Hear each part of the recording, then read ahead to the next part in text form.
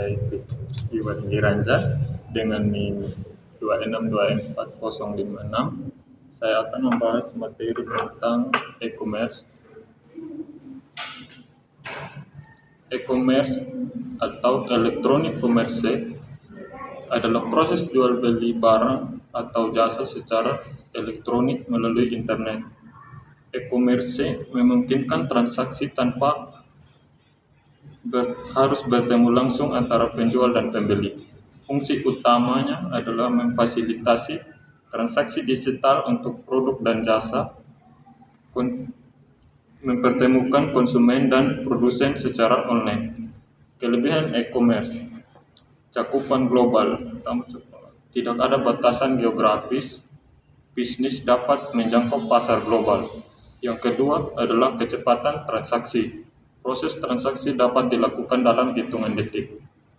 Yang ketiga adalah kreativitas dan inovasi.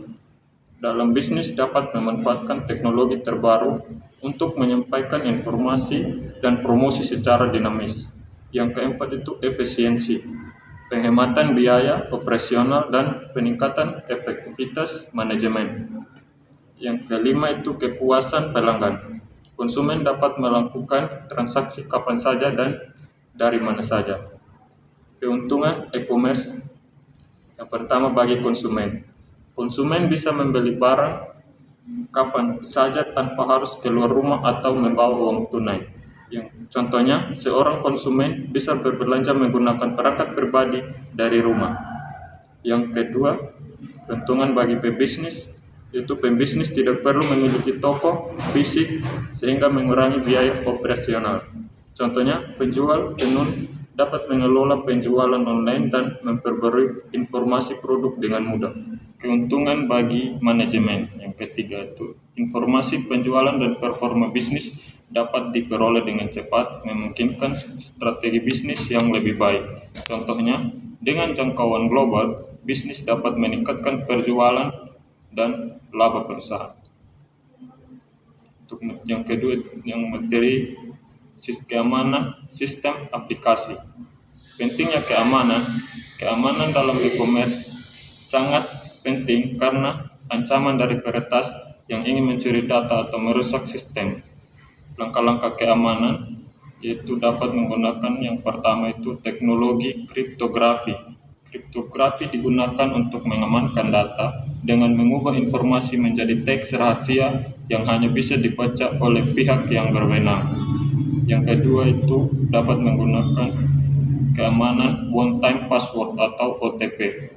Kode OTP digunakan untuk meningkatkan keamanan transaksi, hanya berlaku satu kali dan sering dikombinasikan dengan nomor atau huruf acak. Untuk teknik keamanan ketiga itu menggunakan ahli keamanan. Profesional di bidang keamanan berperan dalam menggabungkan berbagai teknik untuk melindungi sistem dari ancaman eksternal. Untuk poin yang ketiga yaitu sumber daya manusia dalam sistem informasi. Yang pertama, peran manusia dalam sistem informasi. Manusia adalah komponen utama dalam menjalankan, mengembangkan, dan menggunakan sistem informasi. Ada dua kategori pengguna itu dalam sumber daya informasi. Yang pertama itu pengguna akhir atau end user. Mereka yang menggunakan sistem untuk keperluan sehari-hari seperti pelanggan, manajer, dan staf operasional. Yang kedua itu sumber daya pengembangan sistem atau e-spesialis. Mereka yang merancang, mengembangkan, dan mengoperasikan sistem informasi seperti analis sistem dan pengembang perangkat lunak. Demikian materi dari saya tentang e-commerce dan keamanan dalam sistem aplikasi dan sumber daya manusia dalam sistem informasi, dan materi sumber daya perangkat lunak akan disampaikan oleh teman saya berikutnya. Perkenalkan, nama saya Emerton Nio Pendidikan dengan NIM 2624065 dari Prodi Sistem Informasi. Di sini saya akan menjelaskan materi pada bagian kedua, yaitu sumber daya perangkat lunak. Perangkat lunak terbagi dalam dua kelompok, yaitu perangkat lunak sistem software dan perangkat lunak application software. Perangkat lunak pengelola sistem definisikan sebagai satu set perangkat instruksi yang berguna untuk mengelola sumber daya sistem komputer dan menyederhanakan program. Selain itu berfungsi sebagai perantara antara perangkat keras dan program aplikasi. Sedangkan perangkat lunak aplikasi merupakan serangkaian instruksi yang menyediakan fungsionalitas tertentu bagi pengguna. Menurut mereka, sumber daya perangkat lunak itu terbagi dalam 3 jenis, yaitu yang pertama itu ada perangkat lunak sistem dalam mengelola dan mendukung serta mengendalikan operasi sistem komputer. Diperlukan suatu perangkat lunak pengelolanya seperti sistem operasi Microsoft, Windows, Mac OS, Linux, dan Unix. Perangkat lunak sistem mengelola semua sumber daya yang ada baik perangkat keras, perangkat lunak maupun data. Selain itu, program utilitas dan program pengontrol perangkat keras atau device driver juga termasuk perangkat lunak sistem yang digunakan untuk mengendalikan dan mengalokasikan sumber daya komputer. Nah, pada yang bagian kedua itu ada perangkat lunak aplikasi, di mana program yang digunakan pengguna untuk tujuan tertentu seperti halnya aplikasi program pengolah data, aplikasi statistik, program pengolah gambar dan video, aplikasi pengolah suara, analisis penjualan, dan lain-lain. Pada bagian ketiga itu ada prosedur, merupakan sistem instruksi operasi untuk memandu pengguna sistem informasi. Contohnya itu adalah instruksi dalam mengisi formulir atau pengguna paket perangkat lunak. Perangkat keras termasuk sumber daya yang mencakup perangkat bahan dan fisik yang terlibat aktivitas proses transformasi data menjadi informasi. Semua peralatan menjadi mesin komputer dan peralatan lainnya, serta termasuk juga menyimpan penyimpanan data yang bukan mesin seperti kertas, kumpulan data, dan hasil cetakan. Penyimpanan elektronik seperti disk magnetik atau optik pun termasuk ke dalam kelompok sumber daya perangkat keras. Sedangkan perangkat keras berbasis komputer yaitu ada yang pertama komponen elektronik, listrik, dan mekanik yang terhubung. Dalam sistem komputer mencakup beberapa unit proses pusat atau memori utama, modul input, output, dan sistem POS seperti sistem komputer mikro genggam, tablet, laptop, atau desktop, sistem komputer kelas menengah, dan mainframe besar.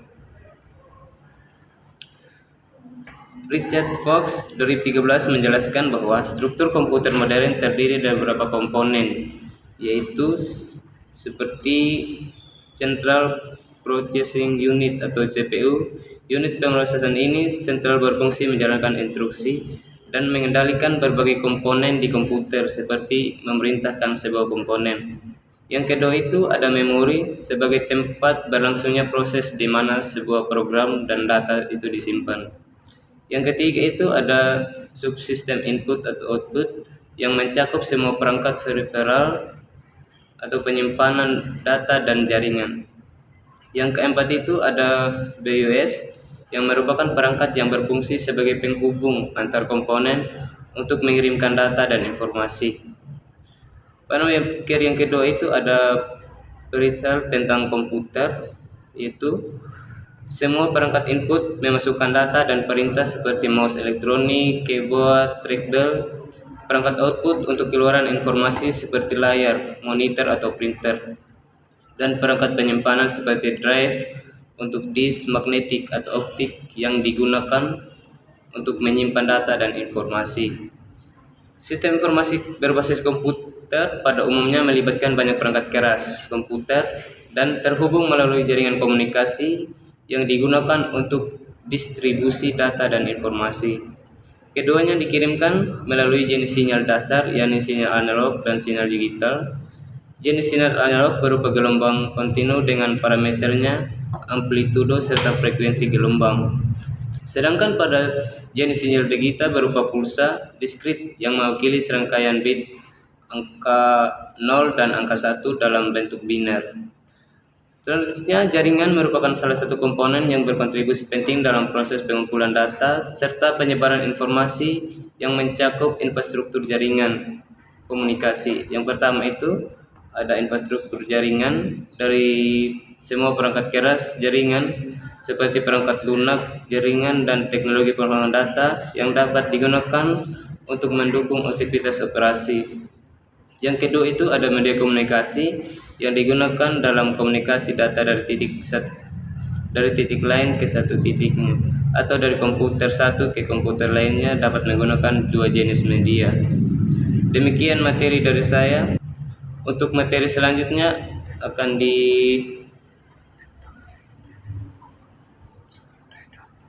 dilanjutkan oleh teman saya tentang sumber daya data.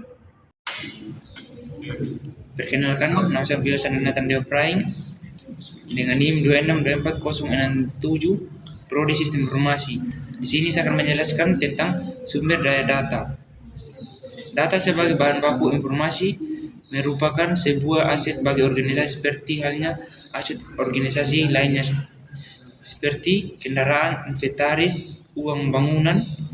Pentingnya sebuah data dapat memberikan pengaruh perubahan pada organisasi modern, sehingga data menjadi sumber kehidupan organisasi, dan pengolahan data yang baik secara efektif dan efisien dapat menjadi strategi organisasi. Data dapat mengacu tentang sebuah peristiwa, transaksi tercatat yang diklarifikasikan dan disimpan namun belum memiliki arti. Bentuk-bentuk data dapat berupa data alfanumerik tradisional, yakni angka huruf dan karakter sebagai catatan peristiwa dan transaksi bisnis. Entitas lain, data teks berupa kalimat dan paragraf, kalimat uraian dalam komunikasi yang tertulis. Data gambar seperti bentuk dan grafik atau gambar fotografi, dan data video serta data audio mencakup semua jenis suara seperti suara manusia serta jenis suara lainnya. Jenis pengolahan sumber daya data sistem informasi terbagi atas dua bagian. Yang pertama, basis data atau database. Basis data berupa kumpulan dari fakta-fakta saling berhubungan yang menjadi bahan baku untuk dilakukan proses menjadi informasi.